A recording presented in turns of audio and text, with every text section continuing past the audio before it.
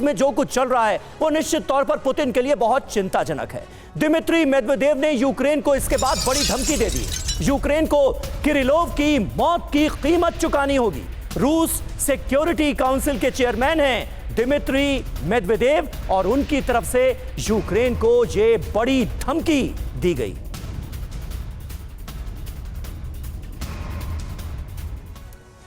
जी हां, तो बदला लेगा रूस, यूक्रेन पर प्रलयकारी हमला करेगा। रूस कब करेगा, कैसे करेगा, इसका पूरी दुनिया इंतजार कर रही, क्योंकि ये तो तय है कि बड़ी बैठकें हो रही हैं और मेदवेदेव ने क्या कहा है वो भी हम आपको बता रहे हैं। हुआ क्या है, रूस के टॉप जनरल इगोर किरिलोव की हत्या कर दी गई। मॉस्को में धमाका कर इगोर की हत्या की गई और जनरल इगोर की हत्या के बाद गुस्से में पुतिन है। पुतिन ने मॉस्को में हाई प्रोफाइल मीटिंग की और मीटिंग में यूक्रेन पर बड़े हमले की प्लानिंग की गई। दिमित्री मेदवेदेव ने क्या कहा है ये भी देखिए। तो यूक्रेन को इगोर की मौत की कीमत चुकानी होगी। रूस को डराने धमकाने की कोशिश की गई, रूस के जारी हमले को रोकने की कोशिश की गई। निश्चित तौर पर यूक्रेन को इसकी सजा मिलेगी, ये मेदवेदेव ने कहा है। आगे अब क्या होगा, बदला लेने के लिए यूक्रेन पर बड़ा हमला होगा। राजधानी कीव पर रूस का बड़ा अटैक मुमकिन है, संभव है कि कीव को ही सीधे हिट किया जाए रूस की तरफ से। तो ये तमाम अपडेट्स इस मीटिंग को लेकर और रूस की जो अगली योजना है उसको लेकर। सरदाना सर, बात यह है कि इस पूरे मामले में अगर यूक्रेन का वाकई में हाथ है तो यूक्रेन का दुस्साहस कम नहीं हो रहा है, और ये जो दुस्साहस है क्या वाकई में पुतिन के लिए बड़ी चुनौती है? अब पुतिन अपनी उस इमेज को, एक विश्व शक्ति वाली इमेज को कैसे वापस हासिल करने की कोशिश करेंगे, क्योंकि ये छोटी मोटी घटना नहीं है मॉस्को में जो कुछ भी हुआ है। देखिए, बहुत ही बड़ी घटना है, क्योंकि मॉस्को जो राजधानी है उसके अंदर एक 3 स्टार जनरल का मर्डर करना कोई छोटी बात नहीं है।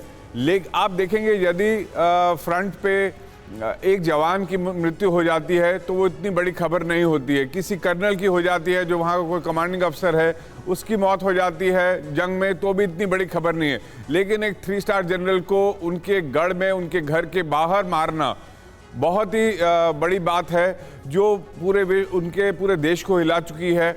और मेरा मानना ये है कि ये सिर्फ यूक्रेन की जो खुफिया एजेंसी है उन्हीं के कहने पे किया गया है, और इसके अंदर जरूर ही मॉस्को के जो माफिया है, जो पेशेवर क्रिमिनल्स हैं, उनका साथ जरूर लिया गया है, क्योंकि ये काम यूक्रेन का पॉसिबल नहीं है कि वो खुद अपने एजेंट्स को मॉस्को के अंदर भेज के ऐसे हमले को अंजाम दे सके। तो जरूर लोकल क्रिमिनल्स और माफिया को पैसे दिए गए, उनका सपोर्ट लिया गया है, उसी की वजह से जो ऑर्गेनाइज्ड क्रिमिनल्स हैं वहाँ के लिया गया है और ये अटैक किया गया है।